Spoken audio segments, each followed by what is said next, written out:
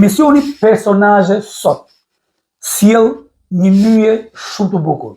Mjekësinë, qytetarët, problemet kardiake, që sot është një shqetësim global, pasi shpesh moshat e reja apo moshat të ndryshme preken nga ky problem.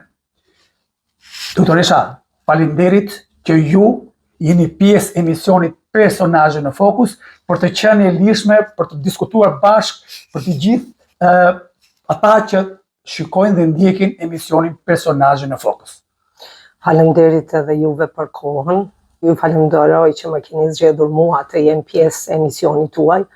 Është kënaqësi edhe imja shumë e veçantë të jem pjesë e emisionit tuaj dhe përmes këtij emisioni të artikuloj dëshirat, kërkesat dhe rrugtimin tim deri në këtë stad.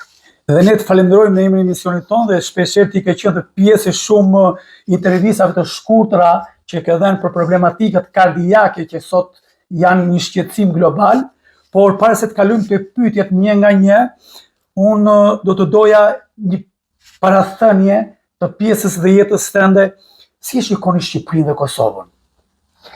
Realisht me thonë, në kohën kur isha në Kosovë, mendoja ndryshe. Shqiptarët e Kosovës kanë vuajtur shumë. Kanë vuajtur atë shumë sa që Shqipërinë e kanë pas në zemër, në shpirt, në palc dhe çdo kohë. Edhe pse kemi qenë në okupim shqiptarët e Kosovës, atëherë kur Serbia ishte me gjitha forcat e veta, nuk bëi darsëm në Kosovë ku flamuri kuqezi nuk valonte. Përkundër problematikave që kishin shtetërore. Qytetarët e Kosovës vetëm për një fjalë Shqipëri ose Enver kanë marrë vite të tëra burgim vetëm për shkak se e kanë përmendur.